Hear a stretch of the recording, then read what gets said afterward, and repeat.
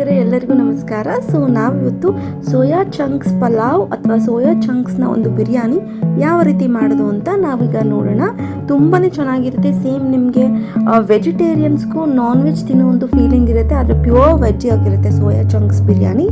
ಬನ್ನಿ ನೋಡೋಣ ಯಾವ ರೀತಿ ಮಾಡೋದು ಅಂತ.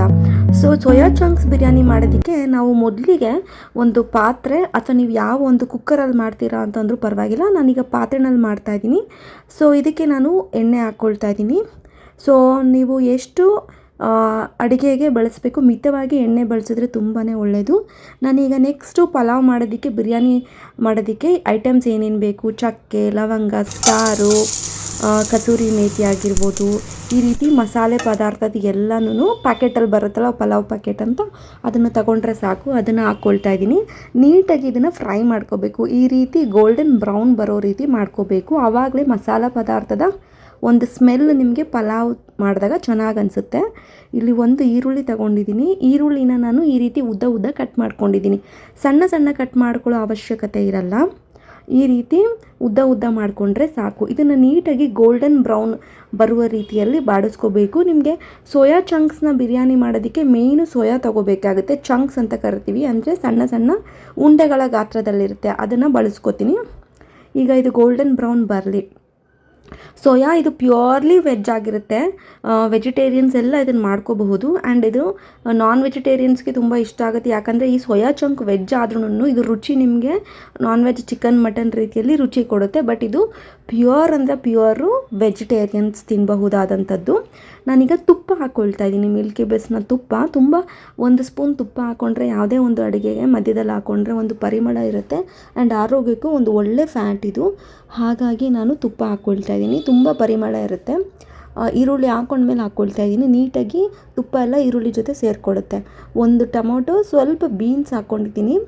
ಬರೀ ಸೋಯಾ ಇದ್ದರೆ ಚೆನ್ನಾಗಿರಲ್ಲ, ಮಧ್ಯ ಮಧ್ಯ ಬೀನ್ಸು ಇದ್ದರೆ ಚೆನ್ನಾಗಿರುತ್ತೆ ಅಂತ. ಈಗ ಅದು ನೀಟಾಗಿ ಸ್ವಲ್ಪ ಸಿಮ್ಮಲ್ಲಿಟ್ಟು ಕಡಿಮೆ ಊರಿನಲ್ಲಿ ಇಟ್ಟಿರ್ತೀನಿ. ಈಗ ನಾನು ಮಸಾಲೆ ರುಬ್ಕೋಬೇಕಾಗುತ್ತೆ. ಅದಕ್ಕೆ ನಾನು ಒಂದು ಮಿಕ್ಸಿ ಜಾರ್ಗೆ ಫ್ರೆಶ್ ಆಗಿ ಶುಂಠಿ ಬಿಡಿಸ್ಕೊಂಡಿದ್ದೀನಿ. ಆ್ಯಂಡ್ ಬೆಳ್ಳುಳ್ಳಿ, ಆಮೇಲೆ ಹಸಿಮೆಣಸಿನ್ಕಾಯಿ, ಮಸಾಲ ಪದಾರ್ಥ ನಿಮ್ಗೆ ಎಷ್ಟು ಬೇಕೋ ಅಷ್ಟು ನೀವು ಐಟಮ್ಸ್ ಜಾಸ್ತಿ ಮಾಡ್ಕೋಬಹುದು. ನಾನಿಲ್ಲಿ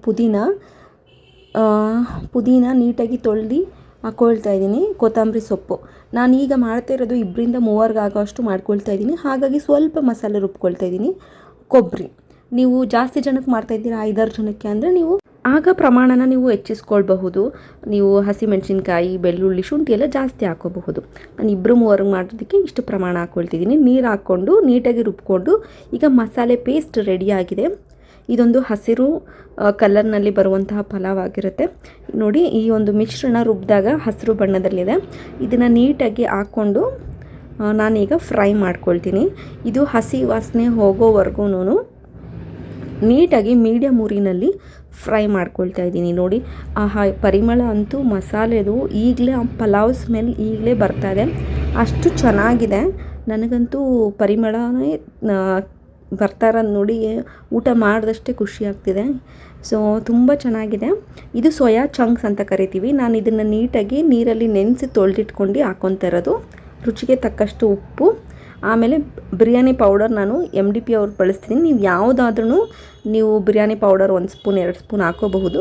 ನಾನು ಪುದೀನೂ ಮತ್ತೆ ಹಾಕ್ಕೊಳ್ತಾ ಇದ್ದೀನಿ. ಪುದೀನ ನಾವು ರುಬ್ಬೋದಕ್ಕೂ ಹಾಕಿದ್ವಿ, ಇವಾಗೂ ಹಾಕ್ಕೊಂಡ್ರೆ ಅದು ತುಂಬ ಚೆನ್ನಾಗಿರುತ್ತೆ. ಎಲೆದೆಲ್ಲ ಪರಿಮಳ ಬಿರಿಯಾನಿ ಜೊತೆ ಚೆನ್ನಾಗಿರುತ್ತೆ.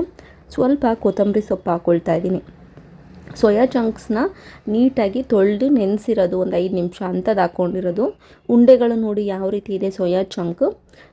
ಇದನ್ನು ನೀಟಾಗಿ ಮಿಕ್ಸ್ ಮಾಡ್ಕೊಳ್ತಾ ಇದ್ದೀನಿ. ಸೋಯಾ ಚಂಕ್ಸ್ ಬಿರಿಯಾನಿ ತುಂಬ ಅಂದರೆ ತುಂಬ ಅದ್ಭುತವಾಗಿರುತ್ತೆ. ಆರೋಗ್ಯಕ್ಕೂ ಸೋಯಾ ಚಂಕ್ಸ್ ತುಂಬ ಒಳ್ಳೆಯದು. ನೀವು ಪಲಾವಲ್ಲೆಲ್ಲ ಮದುವೆ ಮನೆಯಲ್ಲಿ ಅಥವಾ ನೋಡಿರ್ತೀರ, ಮಧ್ಯ ಮಧ್ಯ ಹಾಕಿರ್ತಾರೆ.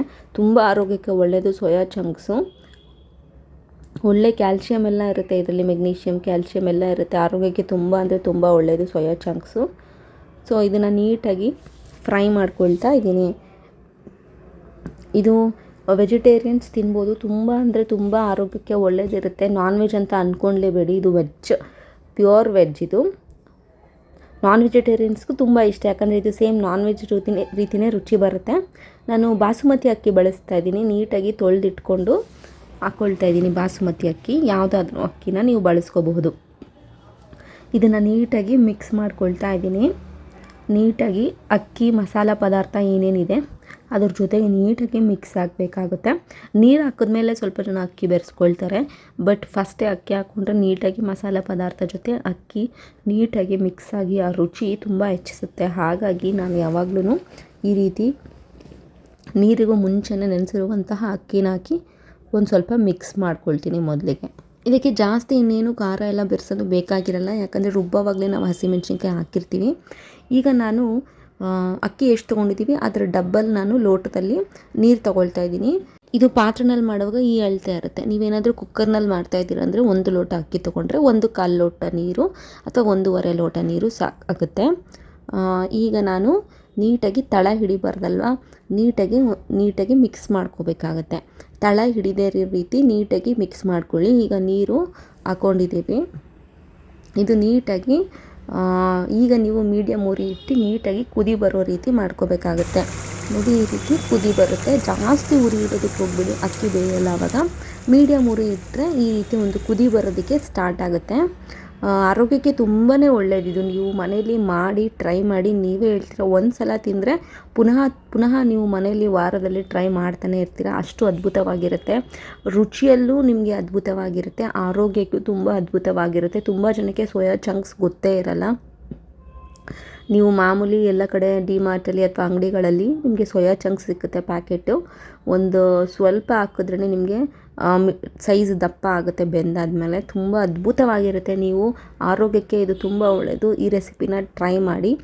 ಈ ರುಚಿ ನಿಮಗೆ ಹೋಟೆಲ್ ಶೈಲಿಯಲ್ಲಿ ಬರುವಂತಹ ರುಚಿ ಅದ್ಭುತವಾಗಿರುತ್ತೆ ರುಚಿ. ಈಗ ಅದು ಕುದ್ದಿದ ಮೇಲೆ ಈಗ ಸಿಮ್ಮಲ್ಲಿಟ್ಟು ಉರಿ ಫುಲ್ ಕಡಿಮೆ ಮಾಡಿಬಿಟ್ಟು ಒಂದು 10 ನಿಮಿಷ ಬೇಯಕ್ಕಿಟ್ರೆ ನಮ್ಮ ಪಲಾವ್ ರೆಡಿ ಆಗಿರುತ್ತೆ.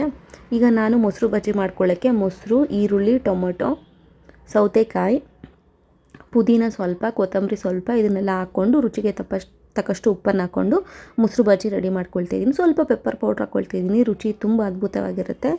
ಮೊಸರು ಬಜ್ಜಿ ತುಂಬ ಚೆನ್ನಾಗಿರುತ್ತೆ, ಯಾಕಂದರೆ ಪಲಾವ್ ಇದು. ಅಥವಾ ನೀವು ಚಟ್ನಿ ಮಾಡ್ಕೊಂಡ್ರೂ ತುಂಬ ಚೆನ್ನಾಗಿರುತ್ತೆ. ಒಬ್ಬೊಬ್ಬರಿಗೆ ಚಟ್ನಿ ಇಷ್ಟ ಆಗುತ್ತೆ ಅಥವಾ ಕುರ್ಮಾ ಇಷ್ಟ ಆಗುತ್ತೆ, ಗ್ರೇವಿ ಟೈಪು.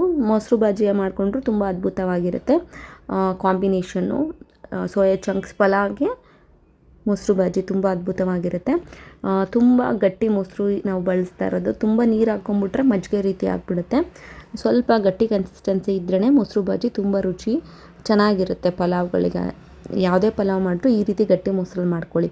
ಈಗ ಒಂದು 10 ನಿಮಿಷ ಆಗಿದೆ ಲೋ ಸಿಮ್ಮಲ್ಲಿ. ನಮ್ಮ ಒಂದು ಸೋಯಾ ಚಂಕ್ಸ್ನ ಬಿರಿಯಾನಿ ರೆಡಿಯಾಗಿದೆ. ನೀವೇ ನೋಡ್ತಾ ಇದ್ದೀರಾ ಸೋಯಾ ಚಂಕ್ಸ್ ಯಾವ ರೀತಿ ಕಾಣಿಸ್ತಿದೆ. ಅನ್ನ ಎಷ್ಟು ಉದ್ರ ಬಂದಿದೆ, ಇಷ್ಟಿಷ್ಟು ಉದ್ದ ಬಾಸುಮತಿ ರೈಸ್ ಹಾಕಿರುವಾಗ. ನೀವು ನಾರ್ಮಲಾಗಿ ದಿನ ಸೋನಾ ಮಸೂರಿ ಎಲ್ಲ ಮಾಡ್ತಾ ಇರ್ತೀವಿ, ಪಲಾವ್ ಮಾಡೋವಾಗ ಜಾಸ್ತಿ ಬಾಸುಮತಿ ಬಳಸಿ ತುಂಬ ಅದ್ಭುತವಾಗಿರುತ್ತೆ. ಈಗ ಸರ್ವ್ ಮಾಡ್ಕೊಳ್ಳೋಕ್ಕೆ ರೆಡಿ ಮಾಡ್ಕೊಂಡಿದ್ದೀನಿ. ಸ್ವಲ್ಪ ಸೌತೆಕಾಯಿ, ಗೋಡಂಬಿ ಎಲ್ಲ ಮೇಲಿಟ್ಟು ಸರ್ವ್ ಮಾಡ್ಕೊಳ್ತಾಯಿದ್ದೀನಿ. ತುಂಬ ಅದ್ಭುತವಾಗಿದೆ ಅಂತ ನನಗೆ ಅನಿಸ್ತಾ ಇದೆ. ಅದು ನೋಡ್ತಾ ಇದ್ದೀನಿ, ಆ ಸ್ಮೆಲ್ಗೆ ನನಗೆ ಗೊತ್ತಾಗ್ತಾ ಇದೆ. ಬನ್ನಿ ಯಾವ ರೀತಿ ಇದೆ ಅಂತ ನಾನೀಗ ಟೇಸ್ಟ್ ಮಾಡಿ ಹೇಳ್ತೀನಿ. ತುಂಬ ಈಸಿ ರೆಸಿಪಿ, ನಾವು ಅಂದ್ಕೊಂಡಿರೋ ಥರ ಕಷ್ಟ ಏನೂ ಇರೋಲ್ಲ. ಎಲ್ಲ ಐಟಮ್ಸ್ ರೆಡಿ ಮಾಡ್ಕೊಂಬಿಟ್ರೆ ಒಂದು 15 ನಿಮಿಷಕ್ಕೆ ಆಗುವಂತಹ ಒಂದು ಅಡುಗೆ ಇದು. ಬನ್ನಿ ನೋಡೋಣ ಯಾವ ರೀತಿ ರುಚಿ ಇದೆ ಅಂತ. ಸೋಯಾ ಚಂಕ್ಸ್ ನಿಮಗೆ ಕಾಣಿಸ್ತಿದೆ ಅಲ್ಲ, ರೌಂಡ್ ಯಾವ ರೀತಿ ಉಂಡೆ ಇದೆ ಅಂತ, ಅದ್ಭುತವಾಗಿದೆ ಅಂತ ನನಗನ್ನಿಸ್ತಾ ಇದೆ. ಸೊ ಈಗ ಟೇಸ್ಟ್ ಮಾಡುವ ಸಮಯ. ನಾನೀಗ ರುಚಿ ನೋಡೋದಕ್ಕೆ ತುಂಬ ಖುಷಿ ಆಗ್ತಾಯಿದೆ. ಯಾಕಂತಂದರೆ ಕಷ್ಟಪಟ್ಟು ಅಡುಗೆ ಮಾಡಿದಾಗ ತಿನ್ನೋದಕ್ಕೆ ಒಂದು ಖುಷಿ ಇರುತ್ತೆ. ಸೊ ಬಿಸಿ ಬಿಸಿ ಸ್ಮೆಲ್ ಅಂತೂ ಚೆನ್ನಾಗಿದೆ. ನಾನೀಗ ಮೊಸರು ಬಜ್ಜಿ ಜೊತೆ ಟೇಸ್ಟ್ ಮಾಡ್ತಾಯಿದ್ದೀನಿ. ತುಂಬ ಅಂದರೆ ತುಂಬ ಚೆನ್ನಾಗಿತ್ತು. ನಿಜವಾಗ್ಲೂ ಎಷ್ಟು ಚೆನ್ನಾಗಿದೆ ಅಂತಂದರೆ ಹೇಳೋದಕ್ಕೆ ಆಗಲ್ಲ. ಅಷ್ಟು ಆ ಮಸಾಲೆ ನಾವು ಬಳಸಿರುವಂತಹ ರುಬ್ಬಿರುವಂಥದ್ದು ಎಲ್ಲ ಸಖತ್ತಾಗಿದೆ. ಈ ಒಂದು ಅದ್ಭುತವಾದ ರೆಸಿಪಿನ ನೀವು ಮನೇಲಿ ಟ್ರೈ ಮಾಡಿ, ನಿಮಗೆ ಗೊತ್ತಾಗುತ್ತೆ ಯಾವ ರೀತಿ ಇರುತ್ತೆ ಅಂತ. ಯಾರೆಲ್ಲ ಟ್ರೈ ಮಾಡಿದ್ದೀರಾ ಕಮೆಂಟ್ ಸೆಕ್ಷನಲ್ಲಿ ತಿಳಿಸಿ, ಎಲ್ರಿಗೂ ಉಪಯೋಗ ಆಗುತ್ತೆ. ಈ ಒಂದು ಅದ್ಭುತವಾದ ರೆಸಿಪಿ ನಿಮಗೆ ಇಷ್ಟ ಆಗಿದ್ರೆ ನಮ್ಮ ಚಾನಲ್ಗೆ ಸಬ್ಸ್ಕ್ರೈಬ್ ಮಾಡಿ. ಮುಂದಿನ ಒಂದು ವಿಡಿಯೋದಲ್ಲಿ ಸಿಗ್ತೀನಿ. ಎಲ್ಲಿವರೆಗೂ ಎಲ್ರಿಗೂ ಧನ್ಯವಾದಗಳು ವೀಕ್ಷಕರೇ. Thank you.